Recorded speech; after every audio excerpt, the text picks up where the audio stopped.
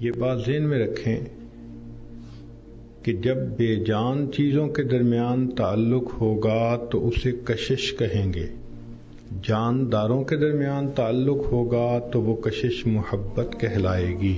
چنانچہ بے جان چیزیں بھی اپنی طرف کھینچتی ہیں، زمین اپنی طرف کھینچتی ہے، اس لیے درخت سے پھل زمین پہ گرتے ہیں۔ اس کو سائنس کی زبان میں گریویٹیشنل فورس کہتے ہیں۔ تو یوں سمجھیے کہ اللہ رب العزت نے لوہے اور مقناطیس کے درمیان محبت رکھ دی ہے۔ نباتات میں بھی ایک دوسرے کے ساتھ محبت، چنانچہ سائنس نے ثابت کر دیا کہ بعض پودے میل ہوتے ہیں اور بعض فیمیل ہوتے ہیں۔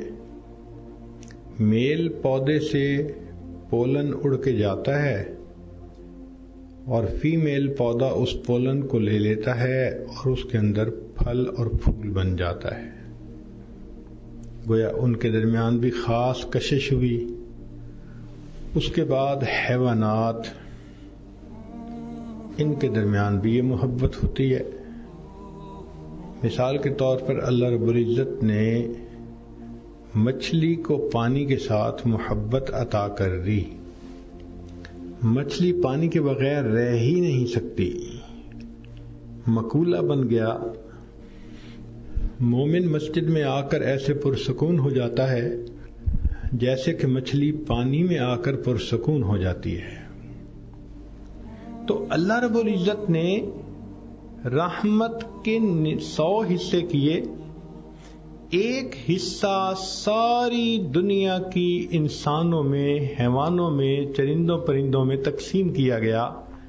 وہ ایک حصے کی وجہ سے ماں بیٹوں سے محبت کرتی ہے، بیٹیوں سے محبت کرتی ہے، میاں بیوی آپس میں محبت کرتے ہیں، بھائی بھائی سے محبت کرتے ہیں، ایک مومن دوسرے مومن سے محبت کرتا ہے۔ یہ مچھلیوں کی یہ سب محبتیں جتنی بھی مخلوق میں نظر آتی ہیں، یہ اس 1% محبت کے چھوٹے چھوٹے حصے ہیں جو اللہ نے بندوں میں تقسیم کر دیے۔ اب اگر تھوڑی سی محبت ماں کو ملی ہے تو ماں بچے کو دھوپ پہ کھڑا دیکھنا پسند نہیں کرتی، بچے کو گرمی لگے ماں پسند نہیں کرتی۔ تو سوچئے تو صحیح کہ جس پروردگار کے پاس 100 حصے رحمت کے موجود ہیں، حدیث پاک میں آتا ہے اللہ تعالیٰ قیامت کے دن ان 99 حصوں کا اظہار فرمائے گا۔ اس اللہ کو اپنے بندوں سے کتنی محبت ہوگی۔ اس لیے اگر کوئی بندہ گناہگاری کی زندگی گزارتا پھرے، گناہوں میں پڑا رہے، تو رب کریم چاہتے ہیں کہ میرا یہ بندہ میرے در سے دور نہ جائے، میرے در کی طرف واپس آ جائے۔ اللہ تعالیٰ اس بندے کا انتظار کرتے ہیں۔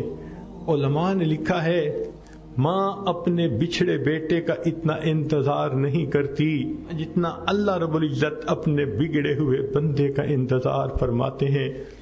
حدیث پاک میں بتلایا کہ ایک آدمی اونٹنی پہ سفر کر رہا تھا، اونٹنی کے اوپر کھانے پینے کا سامان تھا، صحرا کا سفر تھا۔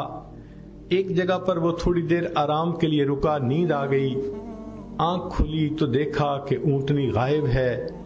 بڑی ڈھونڈنے کی کوشش کی، اونٹنی نہیں ملی، حتیٰ کہ اس کو یقین ہو گیا کہ اس صحرا کے اندر میں ایڑیاں رگڑ رگڑ کر مر جاؤں گا، ڈی ہائیڈریشن میری ہو جائے گی، نہ کھانے کی کوئی چیز ہے نہ پینے کی ہے، پیدل چل کے میں صحرا کو عبور کر نہیں سکتا۔ اب اسی غم اور پریشانی میں اس کی جو آنکھ تھوڑی دیر کے لیے لگی تو اس نے جب آنکھ کھولی دیکھا کہ وہ اونٹنی اپنے ساز و سامان کے ساتھ کھڑی ہے، تو خوشی میں اس کی زبان سے یہ لفظ نکلے، اللہ میں تیرا اللہ، تو میرا بندہ۔ حدیث پاک میں آتا ہے کہ خوشی اتنی تھی کہ وہ الٹی بات کر گیا، کہنا چاہتا تھا تو میرا اللہ، میں تیرا بندہ۔ تو نبی علیہ السلام نے فرمایا کہ جس طرح اس بندے کو اونٹنی کے ملنے پہ اتنی خوشی ملی، جب کوئی بندہ گناہ سے توبہ کرتا ہے اللہ رب العزت اس بندے سے اس سے بھی زیادہ خوش ہوتے ہیں۔ تو آج کی اس مجلس میں ہمیں چاہیے ہم نے جتنے بھی گناہ کیے ہم اللہ رب العزت کے دروازے پہ آ جائیں اور اللہ سے اپنے گناہوں کی معافی مانگ لیں. پروردگار خوش ہو کر معاف فرما دیتے ہیں.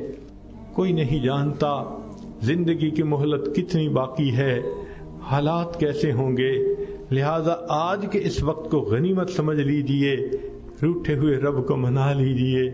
اے پروردگار عالم، بہت خطائیں ہوئیں، بہت گناہ ہوئے، اللہ ہم نے آپ کے حکم کو توڑا، آپ کے حبیب صلی اللہ علیہ وسلم کی سنتوں سے منہ موڑا، ہم بھولے رہے. آج اس بات کا احساس ہوا، اللہ آپ کے دروازے پر آئے بیٹھے ہیں، اللہ ہمیں خالی نہ لوٹا دینا.